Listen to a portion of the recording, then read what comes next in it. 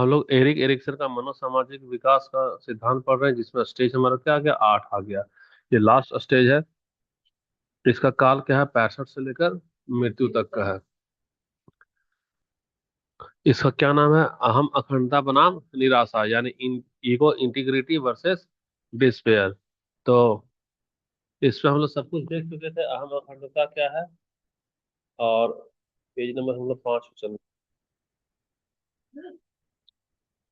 तो अहम अखंडता अगर ये होता है, ईगो बताए थे दो वर्ड, एक है होता है इंटीग्रेट, एक होता है सेपरेट, है ना।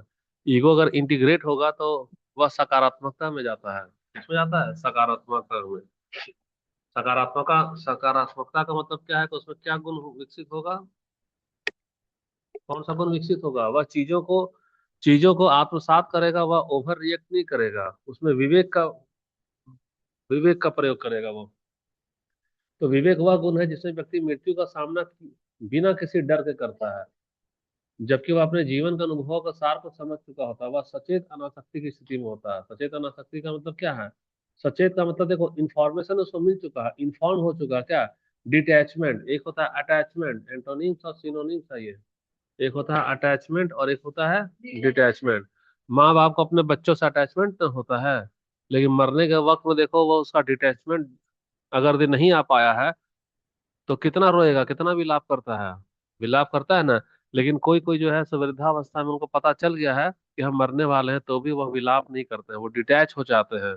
और वो उनको इन्फॉर्मेशन मिल चुका है, इसलिए वो डिटैच है और इन्फॉर्म भी है उनको। इसलिए वो रोना धोना नहीं करते कि लाख रोए, हम जिंदा थोड़ी हो सकते हैं। तो कुछ लोग मृत्यु का आलिंगन जो है सो वीरता के साथ करते हैं, हंसते हंसते करते हैं। और कुछ लोग, जब पता चलता है कि हमारी मौत निश्चित है, तो उनका अटैचमेंट जो है बना रहता है। तो अटैचमेंट बना रहता है तो उनका दिल कहता है कि अभी हमको और भी जीवित होना चाहिए। हम पोता को देखेंगे, पोती को देखेंगे, मकान को देखेंगे, उसकी शादी ब्याह देखेंगे। लेकिन जब वो अपनी मृत्यु को वह रोक नहीं पा रहे होते, तो वो रोना धोना शुरू कर देते हैं, है ना। तो उनका विवेक उस समय वो काम नहीं करता है। देखो ना, ऐसा एकदम रियलिटी है ये। तो वही हम बता दिए, अटैचमेंट और डिटैचमेंट। अच्छा, यहाँ इन्फॉर्म क्यों लिखे हैं, क्योंकि उसको तो पता चल चुका होता है, आभास तो हो चुका होता है ना। तो आभास होने के बावजूद कुछ लोग अटैच रहेंगे और कुछ लोग डिटैच रहेंगे। तो देखो, वह व्यक्ति दुनिया के प्रति चिंतित तो रहता है, यानी कि पोता पोती का ख्याल तो रहेगा, लेकिन वह भावनात्मक रूप से अब बंधता नहीं है। ऐसा नहीं बंधेगा कि उसको क्या हो रहा है, बहुत ज्यादा दुख हो रहा है। देखो, जीवन समीक्षा की प्रक्रिया, अब यहीं से ना जीवन की समीक्षा करता है। बूढ़ा बूढ़ी जो होगा ना, वो पुराना पुराना बात जाकर के अपने बच्चे लोग से बात करेगा, देखो हम तेरे उम्र में ये करते थे, वहां जाते थे तो ऐसा खेलते थे, धान का खेती करते थे, तो हम लोग खेत में मड़ुआ रोपते थे। कहानी सुनाते हैं कि नहीं वो लोग। हमारे जमाने में 2 गो बैल था, 2 गो बैल से काम करते थे। तो जब स्मृति आती है तो यादें दो है, वो कड़वी है वो मीठी। एक कड़वी यादें और एक मीठी यादें। तो जब व्यक्ति अपनी पुरानी कड़वी यादों को क्या है, एक नए नजरिए से देखता है, तो नए नजरिए से देखता है तो हर एक चीज में होता है एक अच्छा और एक बुरा। तो जो सार्थक अर्थ का मतलब है कि कड़वी भले है, लेकिन वह उसमें क्या ढूंढेगा, अच्छा ढूंढेगा। जब याद करेगा तो अच्छा जब ढूंढेगा तो उसको जीवन का क्या अर्थ मिल जाएगा और मृत्यु का भय कम हो जाएगा। लेकिन अगर भी उसमें वह बुरा वाला ढूंढेगा तो उसको भय बना रहेगा कि बताओ, पहले भी कुछ नहीं कर पाया था और अभी भी कुछ नहीं हो पा रहा, हम क्या करें, थोड़ा और भगवान मौका देते तो हम शायद कुछ कर लिए होते।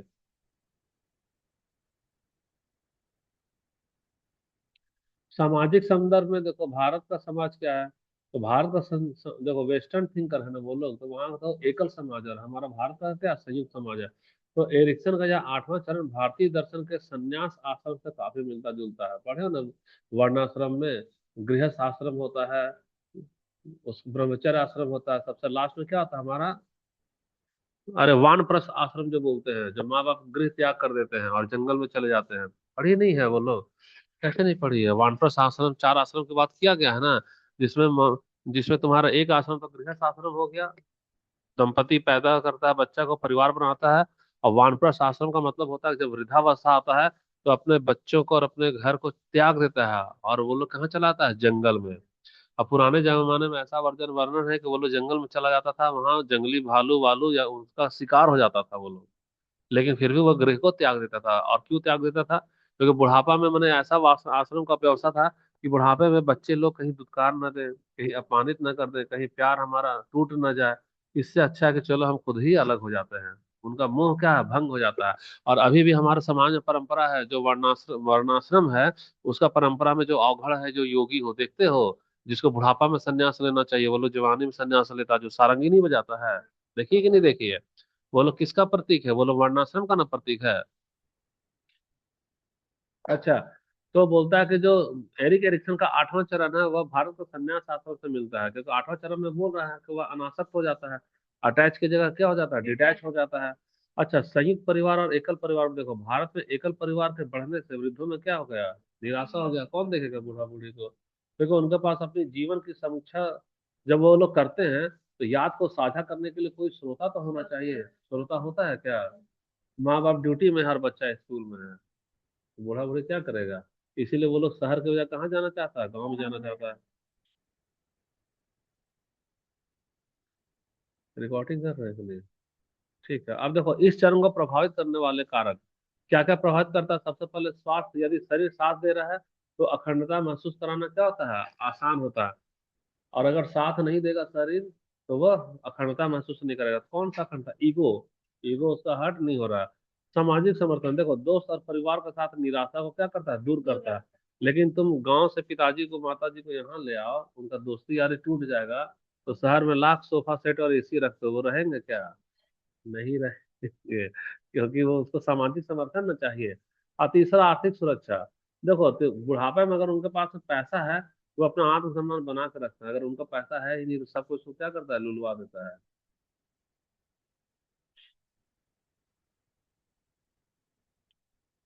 ठीक है, ये मनोसामाजिक मोहलत क्या होता है भाई? यह किशोरावस्था का शब्द है, लेकिन यह बुढ़ापे में भी व्यक्ति को एक प्रकार की मोहलत चाहता था, कि वह क्या करे, शांति से चिंतन कर सके। सृजनात्मकता तो बता ही दिए थे कि अगर यदि वह 7वें चरण की सफलता इस 8वें चरण की क्या नींव रखती है, प्रोडक्टिविटी, क्रिएटिविटी और जनरेटिविटी बताए हैं। तो जनरेटिविटी ज्यादा अच्छा होता है प्रोडक्टिविटी से। तो बुढ़ापे में भी क्या होता है पता है, आत्म साक्षात्कार। और हालांकि आत्म साक्षात्कार तुमको भी होगा जब तुम किसी चीज से ठोकर खाओगी, कोई एग्जाम फेल करोगी।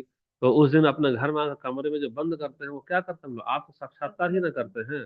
तो आत्म साक्षात्कार तो ऐसी प्रक्रिया है, निरंतर प्रक्रिया है। वह सिखाता है कि बुढ़ापा हमारा अंत नहीं है, बल्कि जीवन की कहानी का उपसंहार है, जिसको सम्मान के साथ लिखना चाहिए।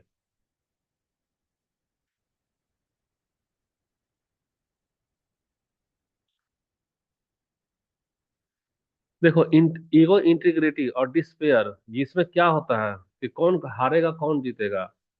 अक्सर पूछेगा कि जब तुम इस द्वंद में फंसे हो कि तुमको ईगो इंटीग्रिटी होना चाहिए कि निराशा, कैसे तुम कौन सा बाजी मारेगा, कौन समाधान होगा। तो देखो सबसे बड़ी बात है कि निराशा कभी भी पूरी तरह से खत्म होती है क्या?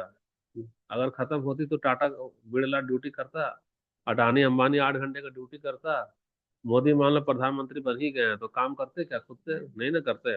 तो सकारात्मक संतुलन का मतलब है, पॉजिटिव बैलेंस का मतलब है, एक स्वस्थ व्यक्ति वह है जिसमें अहम अखंडता का पलड़ा क्या होता है, भारी। लेकिन इसका मतलब ये नहीं कि उसमें निराशा नहीं होगा, निराशा होगा, लेकिन उसका पलड़ा कम होगा और अहम अखंडता का पलड़ा ज्यादा होगा। तो थोड़ी मात्रा में निराशा मौजूद भी क्यों नहीं हो, लेकिन ज्यादा वजन किसका होना चाहिए, ईगो इंटीग्रिटी का। क्योंकि अपने पिछले निर्णयों पर थोड़ा सा पछतावा होना मानवीय है, और ये हमको क्या बनाता है, विनम्र। लेकिन पिछला जो डिसीजन ली है उसको खूब घड़ा भर भर को रोए जा रही, ऊ हम क्यों किए, ऊ हम क्यों किए, तब भारी कौन हो जाएगा, निराशा हो जाएगा। इसलिए जो बीत गया सो बीत गया, सबक उससे लेना चाहिए। देखो कुसमायोजन, जो मेलवेयर होता है ना, वायरस घुस जाता है, वही हमारा मैल। और यहाँ एडेप्टेशन, एडेप्टेशन तो अच्छी बात है, लेकिन मैल तो हमारा निगेटिविटी को ना दिखाता है। इसीलिए बोला गया मैल एडेप्टेशन। यानी यदि व्यक्ति केवल अखंडता का दिखावा करता है और अपनी कमजोरियों को स्वीकार नहीं करता, तो उसको क्या चलाता है, अहंकार में। देखो दोनों होना चाहिए संतुलन में, निराशा भी और ईगो इंटीग्रिटी भी। लेकिन पलड़ा ज्यादा भारी किसका होना चाहिए, ईगो इंटीग्रिटी का। लेकिन उसको जरूरत से ज्यादा ही पलड़ा भारी कर देगी हर चीज में, ना ना मेरा गलती नहीं था, ना ही हम जो किए थे सब ठीक ही किए थे, तो वह क्या कहलाता है, घमंड कहलाता है। क्यों घमंड कहलाता है? क्योंकि उसको अपने किए गए निर्णय पर कुछ भी पछतावा होता है क्या? नहीं होता है। कोई पछतावा ही उसको नहीं होता। तो उसी को बोला गया मैल एडेप्टेशन, यानी कुसमायोजन। कुसमायोजन कब होता है? तो लिख देना, कुसमायोजन में कोई एक चीज का अति होता है। अगर ये निराशा वाला चीज है तो वही ज्यादा हो जाएगा, या ईगो इंटीग्रिटी है तो वही ही ज्यादा होगा। इसमें संतुलन होना आवश्यक है। नहीं, संतुलन होना आवश्यक है। कोई ईगो होगा तो वो खतरा है। अगर ईगो इंटीग्रिटी ज्यादा मजबूत हो गया तो तुम घमंडी कहलाएगी, अपना गलती ही नहीं मानेगी। और अगर ये तुम निराशा वाला में ज्यादा हो गया तो तुम डिप्रेशन में चली जा रही है, बार बार पछता रही है। तो दोनों बराबर भी नहीं होना चाहिए। संतुलन की बेस्ट संतुलन क्या कहता है? जब निराशा थोड़ा सा कम हो और अखंडता थोड़ा सा ज्यादा हो। अच्छा देखो, तो ये हमारा प्रिजम्पशन चला जाता है, अहंकार चला जाता है। देखो, एक होता है एजम्पशन, एक होता है प्रिजम्पशन। तो एजम्पशन और प्रिजम्पशन में क्या अंतर है? एजम्पशन हम उम्मीद कर रहे हैं, अब प्रिजम्पशन का मतलब तुम पहले से यकीन कर चुकी हो, पहले से यकीन कर चुकी हो। तो देखो, उम्मीद और यकीन में क्या है? उम्मीद हमारा टूट भी सकता है और कायम भी हो सकता है। लेकिन यकीन जो होता है वो सोचता है कि नहीं, हम तो यहाँ अपनी जगह सच है, तो इसीलिए वो घमंड में चला जाता है। अब देखो, घातक प्रवृत्ति क्या है, मैलिगेंसी क्या होता है? यदि निराशा हावी हो जाए तो व्यक्ति क्या करता है? तिरस्कार की स्थिति में चला जाता है।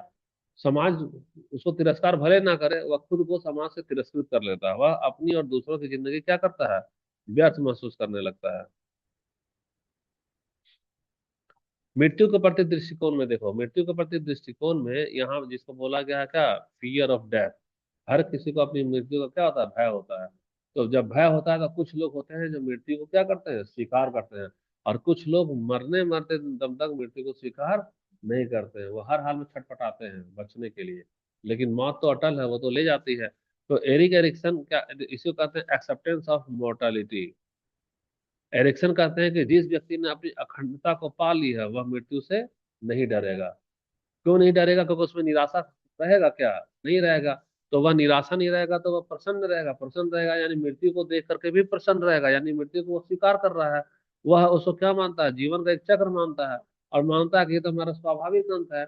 अच्छा, अपूर्ण कार का मतलब देखो, निराशावादी जो व्यक्ति होता है वह मृत्यु से क्यों डरता है? क्योंकि उसको लगता है हम तो बेटा के लिए भी कुछ किए ही नहीं है, हम तो मकान अभी बना ही नहीं पाए, अभी हम बेटी का तो शादी किए ही नहीं, अगर हम शादी भी कर लेते ठीक होता। यानी हर चीज में लगता है कि भाई फलाना चीज हम कर लेते तो अच्छा होता।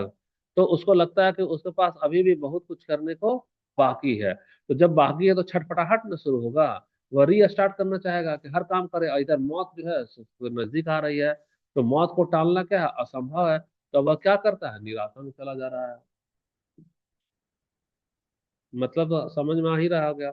जैसे रियल लाइफ उदाहरण में देखो, एक स्वतंत्रता सेनानी या समाज सुधारक को देखो, वे हंसते हंसते मृत्यु को गले लगा लेते हैं क्योंकि उनको लगता है कि उनका मिशन पूरा हुआ। 18 साल में कौन फांसी पे लटक गए थे बताना? खुदीराम बोस।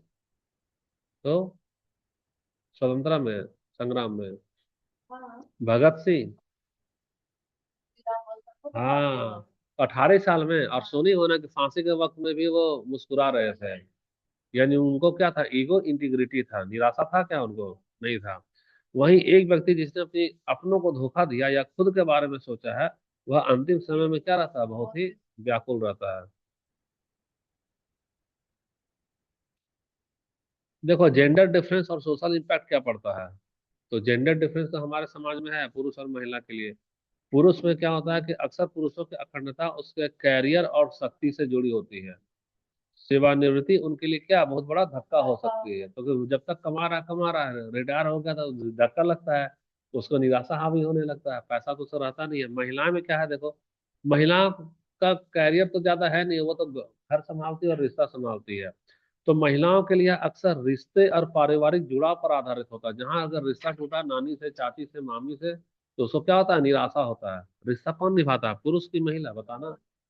महिला ही निभाती है, नेतुरी देना, आना जाना वही ना करती। जहां अगर उसका रिश्ता टूट रहा है तो उसको निराशा हो रहा। तो आधुनिक युग में ये भूमिका बदल रही है। अब वो जमाना गया है ना, अब महिला घर किचन से बाहर निकल चुकी है, वो भी इंडस्ट्री में है। तो हर एक का अपना सोशल आइडेंटिटी, सामाजिक पहचान और व्यक्तिगत उपलब्धि है। बुढ़ापे में क्या क्या परिवर्तन होता है देखो, बोलता है ना, करे वो सठिया गया, बोलते हैं आदमी।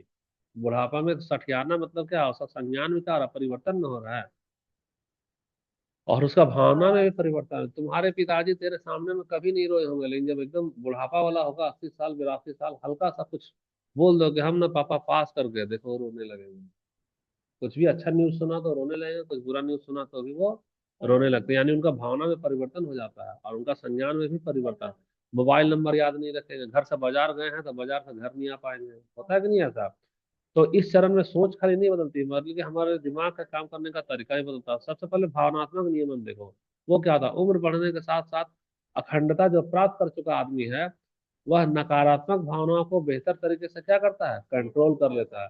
तो मैंने उसको सास बहकाएगी, बीवी बहकाएगी, नाती पोता पड़ोसी बहकाएगा, ज्यादा वो बहकेगा क्या? घर फोड़ना चाहेगा तो फूटेगा क्या? नहीं फूटेगा। अच्छा, तो इसको बोलते हैं पॉजिटिविटी इम्पैक्ट, ये सॉरी इफेक्ट कहते हैं। अगला है तेरा अनुभव जन्य ज्ञान। भले ही शरीर थक जाए, लेकिन जीवन भर का संचित ज्ञान और अनुभव क्या होता है, चरम पर न होता है। इसीलिए पुराने जमाने में गांव के लोग जब भी लड़ाई झगड़ा होता था तो किसके पास जाते थे? बूढ़े बुजुर्ग के पास जाते थे कि चलो आके क्या करो, फैसला कर दो। तो प्राचीन समाज में बुजुर्गों को परामर्शदाता माना जाता था। शादी ब्याह के लिए भी लोग बड़ा को फैसला कराता था। अच्छा, अब देखो दिक्कत क्या है, एक है हमारा अखंडता और एक है आत्म केंद्रता। दोनों में बारीक सा अंतर। हम क्या बोले थे कि अगर यदि तुम्हारा सेल्फ इंटीग्रिटी थोड़ा ज्यादा झुक जाएगा तो तुम आत्म मुग्ध हो जाओगी, तुमको लगेगा हम जो हैं वही ही हैं। तो ऐसे लोग क्या बन जाते हैं, घमंडी बन जाते हैं। जब कोई बुजुर्ग अहम अखंडता में होता है तो वह निस्वार्थ हो जाता है, वह अपनी अगली पीढ़ी के लिए क्या बनता है, मार्गदर्शक बन जाता है।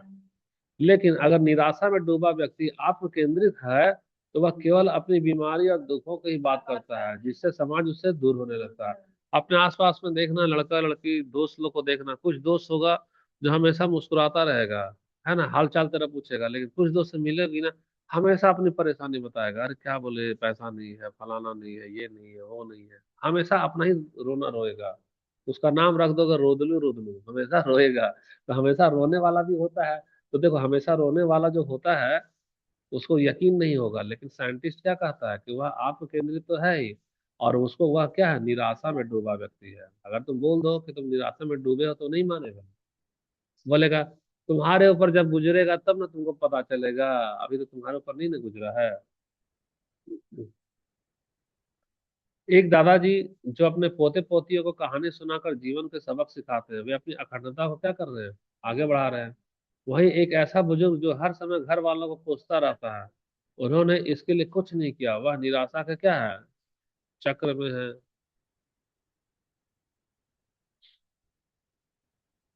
देखो डिजिटल डिवाइड और वृद्धाश्रम संग, देखो डिजिटल डिवाइड का मतलब क्या है, फोटो नहीं डालेंगे क्योंकि ये तीनों स्टेज उतना इंपॉर्टेंट नहीं है सिलेबस के अनुसार। डिजिटल डिवाइड का मतलब देखो, कुछ बच्चे को देखो, कुछ लड़का और लड़की को देखो, ये मोबाइल है, ये क्या है, मोबाइल। और दिन भर इसमें खट खुट लगा रहेगा। इंस्टाग्राम में, यूट्यूब में बोले मेरा फॉलोवर्स 2,000 हो गया, 4,000 हो गया, यानी यह एक भीड़ का हिस्सा है। तो यह भीड़ का हिस्सा कौन सा, वास्तव वाला है क्या, बताना। डिजिटल वाला है ना। तो डिजिटल वाला है।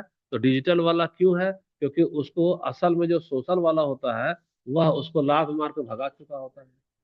वह सचमुच का दोस्त से नहीं दोस्ती कर पा रहा है, मोहल्ले मोहल्ले वाले से।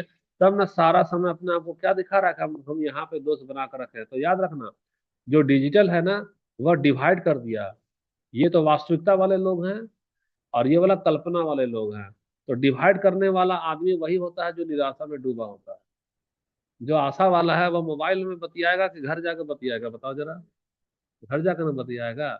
उसको मोहल्ला वाला नहीं जान रहा है और बोल देगा देखो ये वाला हम डाले थे ना डांस, इसमें 2,000 लाइक आ गया। होता है कि नहीं होता है। तो उसी का नाम दिया डिजिटल डिवाइस। तो डिजिटल डिवाइस में क्या होता है कि देखो, डिजिटल डिवाइड का मतलब है कि मोबाइल मोबाइल का जितना ज्यादा इस्तेमाल है वह लड़का कर रहा है कि बूढ़ा कर रहा है, बताओ। लड़का लोग ज्यादा कर रहा है। तो डिजिटली रूप से बंटवारा में बूढ़े लोग तो हाशिए पे चले गए। वो फेसबुक और इंस्टाग्राम यूज कर पाते हैं क्या, नहीं कर पाते हैं। तो अगर तुम उनका दुख बतियाने के लिए घर का बाल बच्चा नहीं है, तो अगर सोशल मीडिया भी होता तो समय उनका कट जाता। जैसे हमारा तुम्हारा कट जाता है, घर में टीवी नहीं है, लाइन कट गया, तो मोबाइल है तो टाइम कटता है ना। लेकिन बूढ़े लोग का वो भी नहीं कटता, तो वो लोग और भी ज्यादा क्या महसूस करते हैं, कटा हुआ, जो कि क्या है, निराशा को बढ़ावा दे रहा है। और वृद्धाश्रम संस्कृति भारत में नहीं थी, भारत जैसे देश में जहाँ अखंडता परिवार से आती थी, अब वहाँ अकेलापन एक बहुत बड़ी मनोवैज्ञानिक समस्या बन चुका है। तो देखो यहाँ एग्जिस्ट करता है, जैसे बोलता है ना कि अरे मेरे घर में अब मेरा कोई वैल्यू नहीं है, बोलता है कि नहीं, कि अब हमारा कदर नहीं है, रिटायर कर गए, हमको गांव वाला कोई पूछता नहीं है, उसी को बोलता है एग्जिस्टेंशियल आइडेंटिटी, यानी अस्तित्वगत पहचान।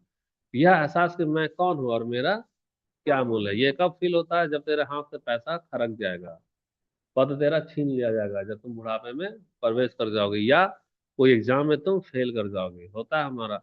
अच्छा, लाइफ रिव्यू क्या है? जीवन की समीक्षा लोग करते हैं, अतीत की घटनाओं को याद करना, उन्होंने समझना। ट्रांसीडेंस क्या होता है? यानी कि श्रेष्ठता, भौतिक सुखों से ऊपर उठकर आध्यात्मिक शांति पाना। जैसे टीवी के लिए झगड़ा हो रहा है, दादाजी चाह रहे हैं रामायण देखना और पोती चाह रही है कि हम डोरेमोन देखें। उसकी बहू आएगी, दादाजी को ले लेगी रिमोट, अरे आपका तो उम्र हो गया, बच्चा को खेलने कूदने दीजिए ना, रिमोट लेके लगा दी डोरेमोन। तो दादाजी का क्या है, अगर वो निराशा में रहेंगे तो दिल टूटेगा। लेकिन ईगो अगर उसका इंटीग्रिटी होगा, तो वह टीवी वाला छोड़ दे, ठीक है जाओ देखो डोरेमोन, हमको आ रहा क्या, हम तो अपनी जिंदगी को जी लिए हैं। तो वह श्रेष्ठा में चले जाते हैं। संस्मरण क्या होता है? अच्छा, रिमिनिसेंस क्या होता है? जिसमें यादों के माध्यम से अतीत की खुशियों को दोबारा जीना। ये वाला इसलिए दिया है कि वाला क्वेश्चन में ऐसा वर्ड दे देता है। तो एरिक्सन का यह चरण हमें बताता है कि जीवन की सार्थकता इस बात में नहीं है कि हमने कितना इकट्ठा किया, बल्कि सार्थकता इस बात में है कि हम अपने जीवन की कहानी से कितने संतुष्ट हैं। यही जो संतोष जो है, वही विवेक का क्या होता है? आधार होता है।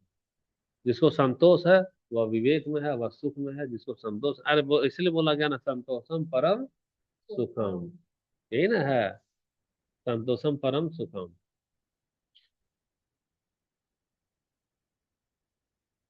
इसका आलोचना देखो, आलोचना में क्या है?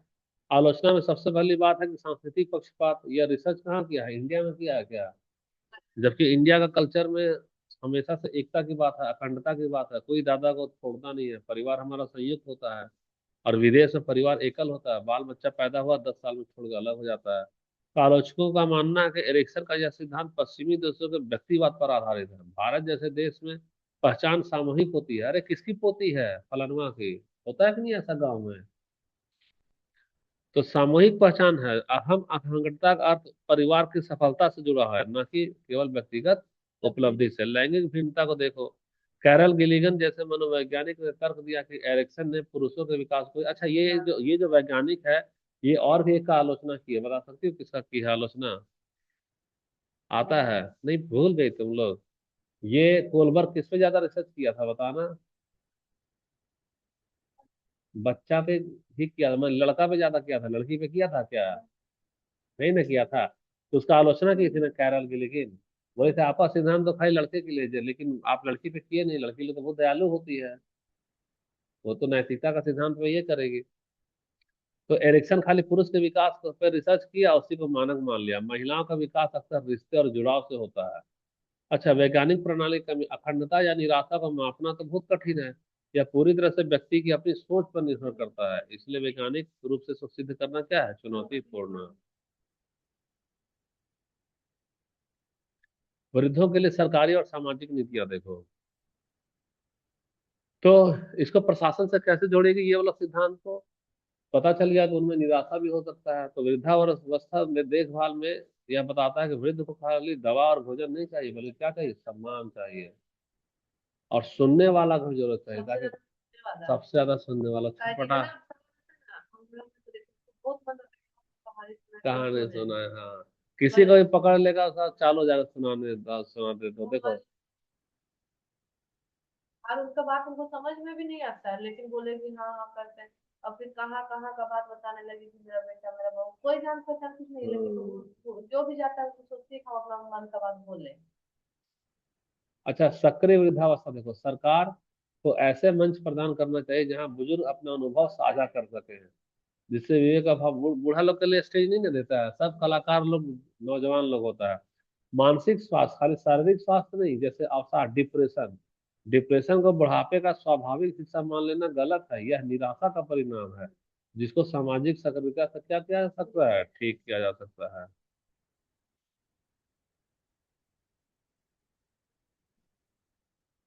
देखो, एरिक्सन की पत्नी ने बाद में नौवां चरण भी जोड़ा, जो 80 से 90 के बाद में आता है, तो इसको छोड़ो, हटाओ, परातत्परता। इस स्थिति में व्यक्ति भौतिक शरीर की सीमाओं से ऊपर उठ जाता है, वह जीवन और मृत्यु के द्वंद से परे जाकर एक ब्रह्मांडीय शांति का अनुभव करता है। यहाँ व्यक्ति यह समझ जाता है कि यह एक बहुत बड़ी प्रकृति का छोटा सा हिस्सा है। ठीक है, तो कुछ कुछ जैसे ये तो हमारे काम का नहीं है, ये तो सब्जेक्टिव क्वेश्चन में आता है, सब्जेक्टिव को छोड़ दो, हटा दो। हिंदी आप तो बता ही दिए, डिस्पेयर निराशा हो गया, इंटीग्रिटी अखंडता हो गया, यूनिवर्सलिज्म क्या सार्वभौमिकता हो गया, कि मेरा पूरा जीवन क्या है, माना मानवता जाता के समर्पित है। खत्म ही हो गया लग रहा है क्या। निष्कर्ष देखो, आठवां चरण जीवन का अंत नहीं है, बल्कि उसकी क्या है, पराकाष्ठा है। यह हमें सिखाता है कि बुढ़ापा कोई बीमारी नहीं, बल्कि एक उपलब्धि है। यदि हम अपने समाज में वृद्धों को पछतावे के बजाय संतोष की ओर ले जा सके, तो हम मानसिक रूप से स्वस्थ राष्ट्र का निर्माण कर सकते हैं। तो सार्थक जीवन क्या है, वह नहीं है जो केवल लंबा हो, बल्कि वह है जो अंतिम समय में अखंडता और विवेक की सुगंध से भरा हो। 90 साल तक जी लिए हो और कोई पूछ ही नहीं रहा, तुम दुख में दिए हो, वो जीवन वो सार्थक नहीं है। सार्थक क्या है, भले तुम 70 साल जियो, लेकिन संतोष के साथ में जियो। तो हमारा एरिक्सन वाला पार्ट पूरी तरह से खत्म हो गया। एरिक्सन का पार्ट